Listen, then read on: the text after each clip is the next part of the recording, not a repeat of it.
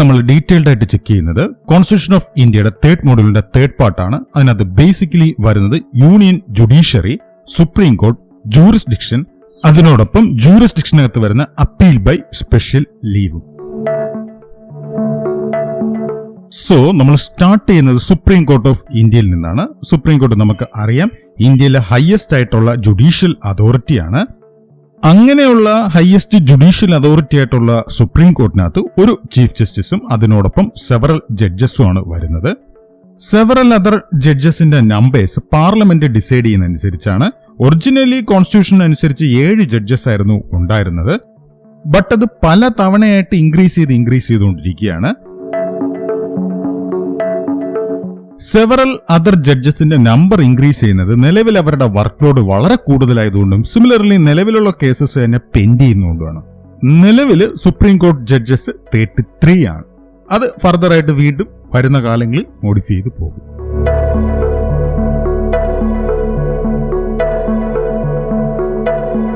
Next, ഭരണഘടന അനുസരിച്ച് supreme court of ഇന്ത്യയിലെ ജഡ്ജസിന്റെ അപ്പോയിന്റ്മെന്റ് കംപ്ലീറ്റ്ലി ജുഡീഷ്യലി ഇൻഡിപെൻഡന്റ് ആയിട്ടാണ് നടത്തുന്നത്. അതായത് സുപ്രീം കോർട്ടിലെ ഒരു ജഡ്ജിനെ അപ്പോയിന്റ് ചെയ്യുന്നത് പ്യുവർലി ബേസ്ഡ് ഓൺ സീനിയോറിറ്റിയാണ്, അല്ലാതെ പൊളിറ്റിക്കൽ റെഫറൻസ് ഒന്നും തന്നെയും അവിടെ വരാറില്ല. അങ്ങനെ അപ്പോയിന്റ് ചെയ്യുന്ന ഒരു സുപ്രീം കോടതി ജഡ്ജിനെ പാർലമെന്റിന്റെ 2 സഭകളിലും 3/2 ഭൂരിപക്ഷത്തോടുകൂടി പാർലമെന്റിന്റെ 2 സഭകളിലും പ്രമേയം പാസാക്കുകയും അത് പ്രസിഡന്റ് അംഗീകരിക്കുകയും ചെയ്യുന്നുണ്ടെങ്കിൽ മാത്രമേ ഒരു സുപ്രീം കോടതി ജഡ്ജിനെ പുറത്താക്കാൻ കഴിയുള്ളൂ. എഗെയിൻ സുപ്രീം കോടതിയിലെ ജഡ്ജിനെ ഈ രീതിയിൽ പുറത്താക്കണം എന്നുണ്ടെങ്കിൽ ഏതെങ്കിലും ഒരു രീതിയിൽ കോൺസ്റ്റിറ്റ്യൂഷനോട് മിസ്ബിഹേവിയർ ഉണ്ടാവുമ്പോഴോ അല്ലെങ്കിൽ ആ പദവിക്ക് ചേരാത്ത രീതിയിൽ പെരുമാറുന്നതായിട്ട് തെളിയുമ്പോഴോ മാത്രമാണ്.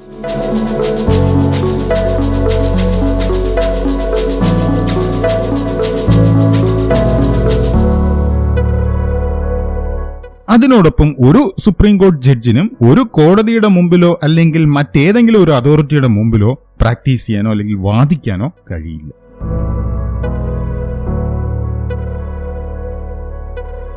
ആർട്ടിക്കിൾ 129 മുതൽ 142 വരെ വരുന്നത് വെച്ചിട്ട് ഇന്ത്യൻ നിയമങ്ങൾ വയലേറ്റ് ചെയ്യുന്നവരെ, അത് ഈവൻ സുപ്രീം കോർട്ട് ആണെങ്കിൽ പോലും സുപ്രീം കോർട്ട് ഓഫ് ഇന്ത്യക്ക് അവരെ ശിക്ഷിക്കാൻ കഴിയുന്നതാണ്.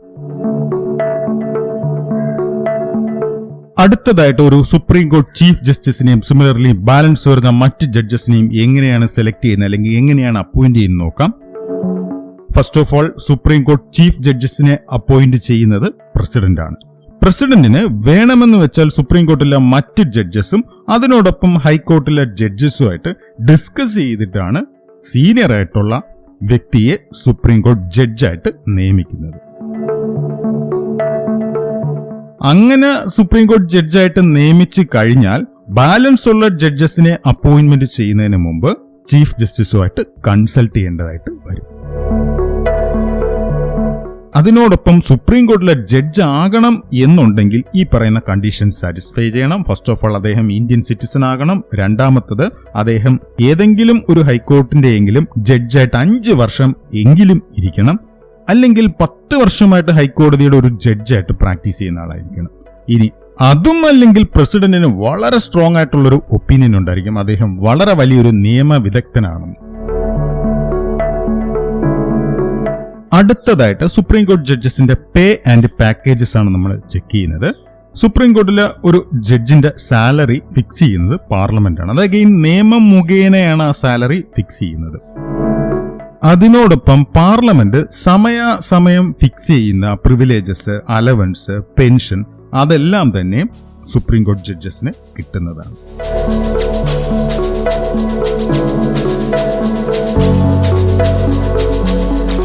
ഈ രീതിയിൽ സുപ്രീം കോടതി ജഡ്ജസിന്റെ പ്രിവിലേജസും അലവൻസും എല്ലാം ഫിക്സ് ചെയ്ത് കഴിഞ്ഞാൽ പാർലമെന്റിന് അത് മോഡിഫൈ ചെയ്യാൻ കഴിയില്ല, എക്സെപ്റ്റ് ഫിനാൻഷ്യൽ എമർജൻസി വരുമ്പോൾ. ഇതിങ്ങനെ ഭരണഘടന മെൻഷൻ ചെയ്യുന്നത് വേറൊന്നുകൊണ്ടുമല്ല, ഈവൻ പാർലമെന്റിനെ പോലും ശിക്ഷിക്കാൻ സുപ്രീം കോർട്ട് ഓഫ് ഇന്ത്യക്ക് അധികാരം ഉള്ളതുകൊണ്ടാണ്. അടുത്തതായിട്ട് സുപ്രീം കോടതി ജഡ്ജിന്റെ റിട്ടയർമെന്റ് ഏജ് എന്ന് പറയുന്നത് 65 ആണ്. ബട്ട് അദ്ദേഹം ആഗ്രഹിക്കുന്ന ഏതൊരു സമയത്തും പ്രസിഡന്റിന്റെ മുമ്പിൽ രാജിക്കത്ത് കൊടുക്കാവുന്നതാണ്. നിലവിലെ സുപ്രീം കോടതി ചീഫ് ജസ്റ്റിസ് എന്ന് പറയുന്നത് NV രമണയാണ്.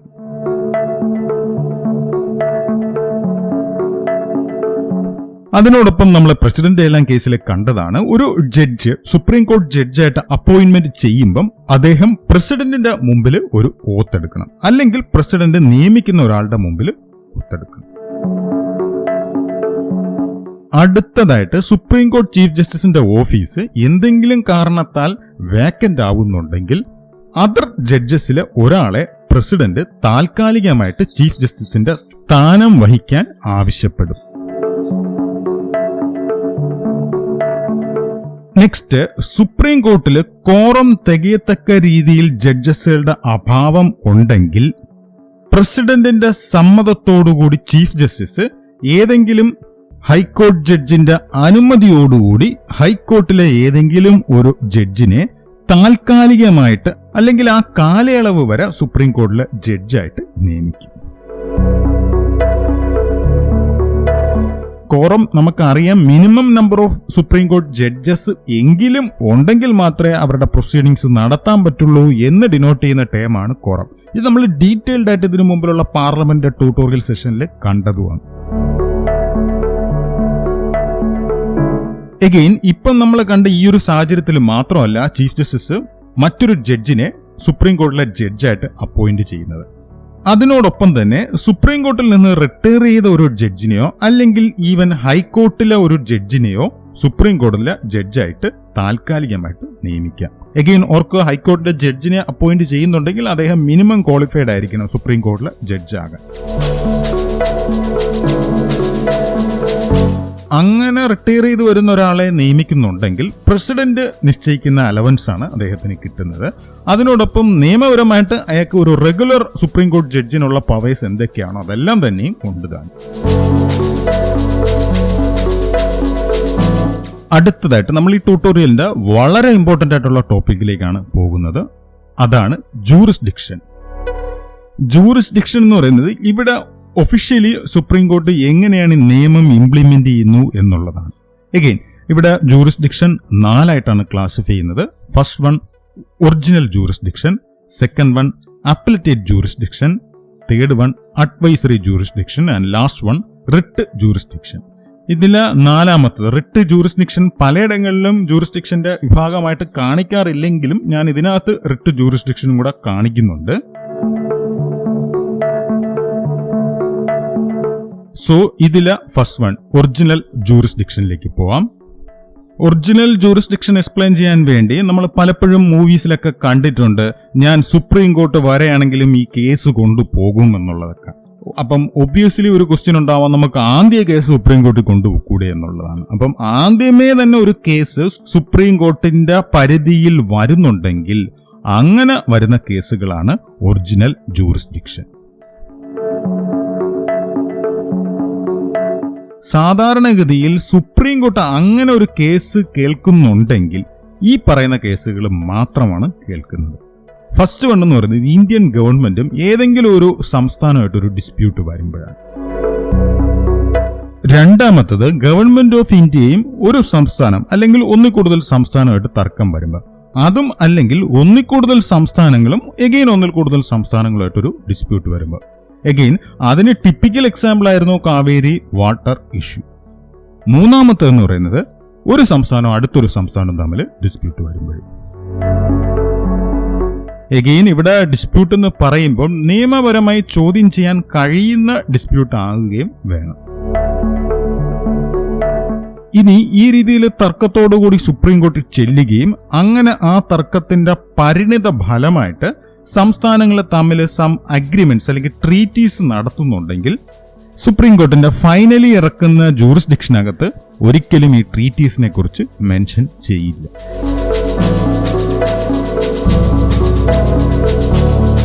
രണ്ടാമത്തതാണ് appellate jurisdiction. ഇത് വളരെ ഇമ്പോർട്ടന്റ് ആയിട്ടുള്ളതാണ് ഈ അപ്പലേറ്റ് ജൂറിസ്ഡിക്ഷൻ. എഗെയിൻ ഇത് ഞാൻ നേരത്തെ സൂചിപ്പിച്ച ആ മൂവിയുടെ കേസ് എടുക്കണം. അതായത് സുപ്രീം കോർട്ട് വരെ പോയാലും ഞാൻ ഈ കേസുമായിട്ട് കൊണ്ടുപോകും എന്ന് പറയുന്നതാണ്. അപ്പം ഹൈക്കോർട്ട് വിധിച്ചിരിക്കുന്ന ഒരു കേസിനെതിരെ സുപ്രീം കോർട്ടിലോട്ട് കൊണ്ടുപോകണം എന്നുണ്ടെങ്കിൽ സം കണ്ടീഷൻസ് സാറ്റിസ്ഫൈ ചെയ്യണം. ചില കേസുകളിൽ, അത് മേ ബി സിവിൽ ആവാം, ക്രിമിനൽ കേസാകാം, അങ്ങനത്തുള്ള ചില കേസുകളിൽ ഹൈക്കോർട്ട് തന്നെ സർട്ടിഫൈ ചെയ്യും. ഇത് നിയമപരമായി സസൂക്ഷ്മം പരിശോധിക്കണമെന്നോ അല്ലെങ്കിൽ ഭരണഘടന വളരെയേറെ വ്യാഖ്യാനിക്കപ്പെടേണ്ടതായിട്ടുള്ള ഒരു കേസാണെന്നോ മനസ്സിലാക്കി കഴിഞ്ഞ സുപ്രീം കോടതി ഇതേ കണക്ക് വരുന്ന അപ്പീലുകൾക്ക് സ്പെഷ്യലായിട്ട് ലീവ് കൊടുക്കാറുണ്ട് അവരുടെ റെഗുലർ പ്രൊസീഡിങ്സിൽ നിന്ന്. എഗെയിൻ ഈ ടേം വളരെ ഇമ്പോർട്ടന്റ് ആണ്. Supreme court grand special leave for such an appeal. ഇത് സിലബസിൽ തന്നെ ടേമാണ്. അപ്പൊ അതുകൊണ്ട് തന്നെ ഇത് ക്വസ്റ്റ്യന് ചോദിക്കാനുള്ള സാധ്യത വളരെ കൂടുതലാണെന്നുള്ള കാര്യം ഓർത്തിരിക്കുക. ഇനി ചില സിവിൽ കേസുകളിലേക്ക് വരുമ്പം ഹൈക്കോർട്ട് തന്നെ സർട്ടിഫൈ ചെയ്യും. ഇവിടെ നിയമപരമായിട്ട് വളരെ പ്രാധാന്യമുള്ളതാണിത്. അത് സുപ്രീം കോടതി തന്നെ വെരിഫൈ ചെയ്യണമെന്ന് ആവശ്യപ്പെടുന്നുണ്ടെങ്കിലും സുപ്രീം കോടതി അത് ചെക്ക് ചെയ്യും. ഇപ്പം നമ്മൾ 2 കാറ്റഗറി ചെക്ക് ചെയ്ത് കഴിഞ്ഞു. ഫസ്റ്റ് വൺ എന്ന് വെച്ചാൽ സിവിൽ ആൻഡ് ക്രിമിനൽ കേസാണ്. രണ്ടാമത്തെ കാറ്റഗറി ആയിട്ട് സിവിൽ കേസ് പരിശോധിച്ചു. ഇനി മൂന്നാമത്തെ കാറ്റഗറി ആയിട്ട് അപ്പീൽ പോകുന്നത് ക്രിമിനൽ കേസിന്റെയിലാണ്. 3 സാഹചര്യങ്ങളിലാണ് ഒരു ക്രിമിനൽ കേസ് സുപ്രീം കോടതിയിലേക്ക് അപ്പീലിന്റെ ഫോമിൽ പോകുന്നത്.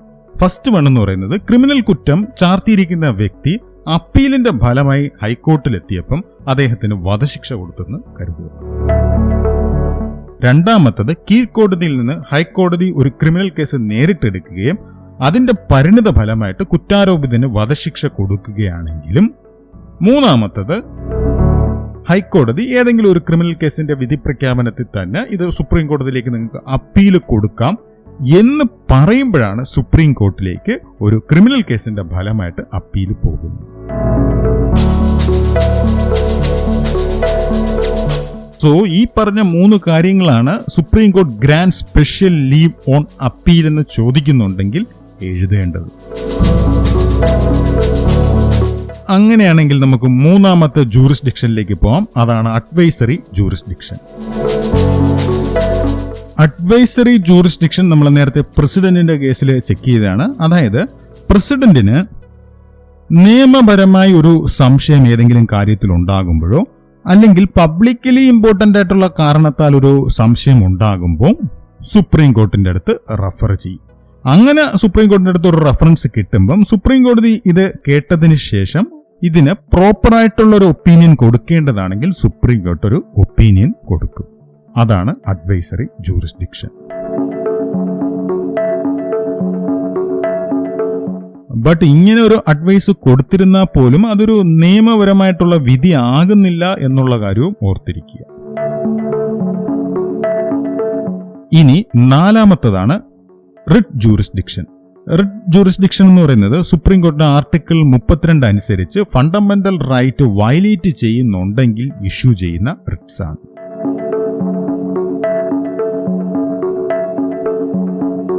എഗെയിൻ ഈ റിട്ടേൺ ആയിട്ട് വരുന്ന writ jurisdiction fundamental rights violate ചെയ്യുന്നുണ്ടെങ്കിൽ മാത്രമേ ആപ്ലിക്കബിൾ ആകത്തുള്ളൂ. അടുത്തതായിട്ട് സുപ്രീം കോടതി ജഡ്ജ്മെന്റ് ജനറൽ ആയിട്ടുള്ള കുറച്ച് ഫീച്ചേഴ്സ് ആണ്. ഫസ്റ്റ് വൺ എന്ന് പറയുന്നത് സുപ്രീം കോർട്ടിന്റെ തന്നെ ജഡ്ജ്മെന്റ്സ് അവർക്ക് റിവ്യൂ ചെയ്യാൻ പറ്റും. രണ്ടാമത്തത് സുപ്രീം കോടതി വിധിയുമായിട്ട് ബന്ധപ്പെട്ട് വരുന്നതാണ്. സുപ്രീം കോടതി എടുക്കുന്ന അന്തിമ വിധി എല്ലാ കീഴ്ക്കോടതികൾക്കും ബാധകമാണ്. അതിനോടൊപ്പം ആ വിധി ഒരു രാജ്യത്തിന്റെ സിവിൽ അല്ലെങ്കിൽ ജുഡീഷ്യൽ അതോറിറ്റീസ് മസ്റ്റായിട്ടും നടപ്പിലാക്കണം. മൂന്നാമത്തെ ഫീച്ചർ സുപ്രീം കോർട്ടാണ് ഇന്ത്യൻ ഭരണഘടനയുടെ ഗാർഡിയൻ. അതായത് സുപ്രീം നിയമമായിട്ടുള്ള ഇന്ത്യൻ ഭരണഘടനയെ ഗാർഡ് ചെയ്യുന്നത് അല്ലെങ്കിൽ പ്രൊട്ടക്ട് ചെയ്യുന്നത് സുപ്രീം കോടതിയാണ്, പ്രത്യേകിച്ച് ഫണ്ടമെന്റൽ റൈറ്റ്സിന്റെ കേസുമായിട്ട് വരുമ്പോൾ.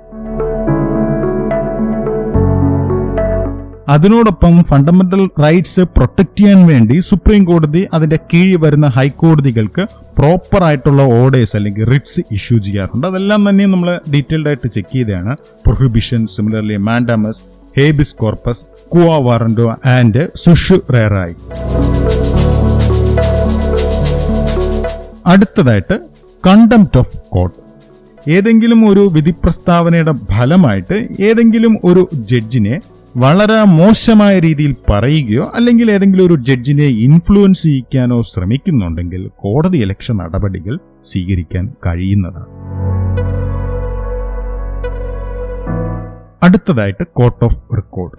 കോർട്ട് ഓഫ് റെക്കോർഡ് കൊണ്ട് മീൻ ചെയ്യുന്ന വേറൊന്നുമല്ല, സുപ്രീം കോർട്ടിന്റെ എല്ലാ വിധി പ്രസ്താവനകളും റെക്കോർഡഡ് ആണ്. അത് ഫർദർ ആയിട്ട് വരുന്ന കേസുകൾക്ക് ഉപയോഗിക്കാവുന്നതുമാണ്. അടുത്തതാണ് പൊതു താൽപര്യ ഹർജി അല്ലെങ്കിൽ പബ്ലിക് ഇൻട്രസ്റ്റ് ലിറ്റിഗേഷൻ. അത് PIL ആയിട്ട് കോമൺലി ഡിനോട്ട് ചെയ്യാറുണ്ട്.